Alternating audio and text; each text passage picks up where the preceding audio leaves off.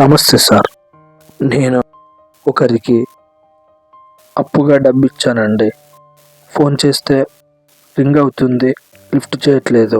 అప్పుగా ఇచ్చాను సార్, అవసరం అంటే. ఏం రాసుకోలేదు.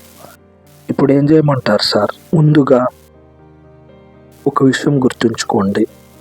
డబ్బు వ్యవహారంలో మాట కన్నా రాతపూర్వక ఆధారం చాలా ముఖ్యం. నమ్మకం మరియు రాతపూర్వక ఆధారం రెండూ అవసరం. ప్రేక్షకులారా, ఒకటి గుర్తుంచుకోండి. డబ్బు అప్పుగా ఇచ్చేటప్పుడు ప్రామిసరీ నోట్ లేదా వ్రాతపూర్వక ఒప్పందం ఉండాలి.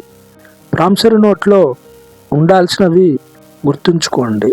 అప్పు మొత్తం ఎంత అనేది, తేదీ, సంతకం, ఇద్దరు సాక్షులు ఇవి ఉండాలి. ఇవి ఉంటేనే ప్రామిసరీ నోట్ సరి అయిన. తప్పు జరిగిపోయింది సార్.